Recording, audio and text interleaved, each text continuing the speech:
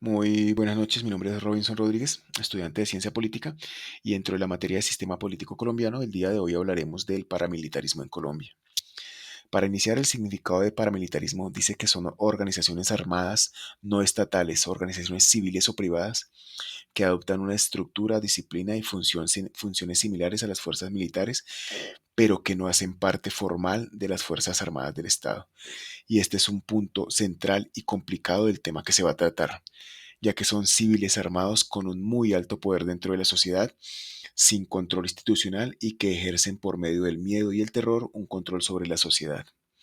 El paramilitarismo en Colombia es uno de los fenómenos más complejos del sistema político colombiano.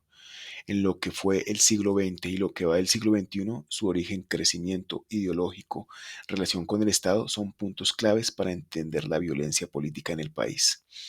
En este podcast se presenta un resumen estructurado y en detalle sobre la historia e implicaciones dentro del sistema político colombiano que ha tenido el paramilitarismo en Colombia. Para iniciar vamos a remontarnos a la década de los 60 y 70, donde se dio origen al llamado paramilitarismo en Colombia. Su origen se remonta a las décadas posteriores a la violencia del 48 y el 58, relacionado con el conflicto agrario, tema que actualmente sigue vigente por el problema de tierras que dieron pie a surgimiento de grupos insurgentes o guerrillas, como lo fueron las FARC, los son el ELN y el EPL, tema que trataremos en otro momento. En 1968, mediante el decreto 3398 y posteriormente a la ley 48 del 68, que fueron impulsadas por el gobierno del presidente Guillermo León Valencia, y posteriormente se convirtió en ley en el 68 bajo el gobierno de Carlos Llera Restrepo, el Estado colombiano autorizó a civiles armados para colaborar con las Fuerzas Armadas en la lucha contra insurgente. Se podría decir que fue la legalización inicial del paramilitarismo. Ya como actores iniciales de la época tenemos a terratenientes, ganaderos, narcotraficantes, sectores del ejército, que comenzaron a financiar y a organizar grupos de autodefensa para proteger sus tierras de grupos guerrilleros. Se debe tener en cuenta que estos sucesos se comprenden entre las décadas de los 60 y 70 y son el inicio paramilitar. Ya como consolidación del paramilitarismo, en los años 80 y 90 llegó el auge del narcotráfico. Los grandes capos como Pablo Escobar y el cartel de Medellín, que utilizaron estructuras paramilitares para enfrentar a las guerrillas y a sus enemigos. Las masacres y el control territorial se incrementaron. El desplazamiento forzado y el control de zonas rurales empezaron a dar poder al paramilitarismo. Grupos como el MAS, Muerte a Secuestradores, surgieron con el apoyo de narcotraficantes. En complicidad con el Estado, algunos investigadores revelan la colaboración de sectores del ejército con paramilitares bajo la lógica contrainsurgente. Ya para la década de los 90 tenemos la creación de las AUC, que se consolidan como las Autodefensas Unidas de Colombia en 1997. El objetivo era político-militar, combatir a la guerrilla, manejo y control de territorios, limpieza social, protección del narcotráfico y expansión de poder económico y político. Su ideología era anticomunismo radical, defensa del orden capital y del latifundio, la vinculación con sectores de ultraderecha y rechazo total al Estado social de derecho si éste favorece a reformas progresistas. Así de esta forma se creó el paramilitarismo y comenzó una de las partes más oscuras, tristes y dolorosas de Colombia, o en este caso de la Colombia contemporánea. Las masacres perpetradas por los grupos paramilitares en Colombia muestran la parte más cruel del ser humano. A continuación expondré en memoria a las víctimas las masacres perpetradas por el paramilitarismo, ya que no debemos olvidar para que nunca más se vuelva a repetir. La masacre de Segovia, Antioquia. Esto fue el 11 de noviembre de 1988. Las víctimas fueron 43 personas asesinadas. Los responsables fueron paramilitares del Magdalena Medio con el apoyo de políticos locales y miembros del ejército. El motivo fue castigo a la población por votar por la Unión Patriótica. En elecciones locales fue una masacre con motivación político-ideológica. Masacre del Aro, Antioquia, 22 al 31 de octubre del 1977. Las víctimas fueron 15 campesinos asesinados, mujeres violadas, casas quemadas, cientos de desplazados. Responsables, el bloque Mineros, liderado por Salvatore Mancuso. Hecho clave. Los paramilitares estuvieron más de una semana en la zona sin intervención del ejército. La masacre ocurrió en un contexto de presunto conocimiento de altos funcionarios estatales. Masacre de Mapiripán Meta, 15 al 20 de julio de 1997. Las víctimas fueron 49 personas torturadas, asesinadas y descuartizadas. Las responsables fue bajo el mando de Carlos Castaño y Salvatore Mancuso. Hecho clave, los paramilitares llegaron desde Urabá usando pistas militares para aterrizar y actuaron con la omisión del ejército. Es una de las masacres más infames por su crueldad y complicidad estatal. Masacre del Chengue Sucre, 17 de enero del 2001. Las víctimas fueron 27 campesinos asesinados con mazos y machetes. Los responsables fueron el bloque Héroes de Montes de María. El motivo, intimidación a la población acusada de colaborar con la guerrilla. También se destruyó el pueblo entero. Las consecuencias, desplazamiento masivo, terror colectivo e impunidad durante años. La masacre del Salado Bolívar, del 16 al 21 de febrero del 2000. Las víctimas fueron más de 60 personas asesinadas. Algunas cifras hablan de más de 100.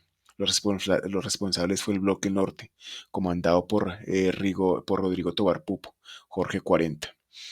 Los hechos, torturas públicas, ejecuciones frente a toda la comunidad, uso de listas, asesinatos con machetes, niños incluidos. El pueblo fue destruido y sus habitantes desplazados. La masacre de Gabarra, norte de Santander, del 21 de agosto de 1999. Las víctimas al menos fueron 35 personas asesinadas. Los responsables fue el bloque Catatumbo. Motivo, tomar control de la zona estratégica para el narcotráfico dominada hasta el entonces por las FARC y por el ELN. Masacre de Puerto Alvira Meta, el 3 de junio de 1998. Las víctimas fueron 24 personas asesinadas, muchas con extrema violencia.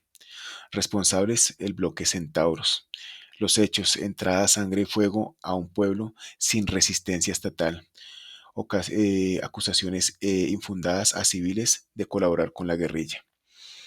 Los testimonios de verdad judiciales, gracias a los procesos con la Ley de Justicia y Paz y las declaraciones de jefes paramilitares como Salvatore Mancuso, Jorge 40, Don Berna y otros, se ha conocido la participación de políticos locales y nacionales, el papel de ganaderos, empresarios, narcotraficantes como financiadores, la planificación detallada de masacres, incluso con el entrenamiento de tropas. Ahora ingresamos a un tema actualmente mucho más, que actualmente mucho no quiere que sepan, que se toquen o que se sepan y quieren ocultarlo. La infiltración de la política, en este caso en el Estado, por parte del paramilitarismo. La parapolítica fue un escándalo político entre los años 2000 que evidenció vínculos entre políticos, alcaldes, gobernadores, congresistas y paramilitares. Más de 60 congresistas fueron investigados por vínculos con la SAUC. El objetivo era asegurar cuotas de poder, acceso a recursos públicos y legitimación legal. La infiltración en las fuerzas militares, policía, fiscalía, registraduría y hasta cortes locales fue una captura institucional que consolidó una estructura mafiosa de poder regional que legalizó el despojo de tierras usurpadas en el lavado de activos a través de alianzas con políticos locales. En el gobierno de Álvaro Uribe comenzó un proceso de paz con la SAUC, se desmovilizaron formalmente más de 30.000 combatientes. La Ley de Justicia y Paz permitió penas reducidas a cambio de verdad y reparación. Sin embargo, fue muy criticada por su debilidad en verdad, justicia y reparación integral. Ya las BACRIM, o más conocidas como bandas criminales, donde muchos desmovilizados del paramilitarismo se reagruparon en nuevas estructuras armadas dedicadas al narcotráfico y control territorial, o como tenemos actualmente los Rastrojos, las Águilas Negras y el Clan del Golfo.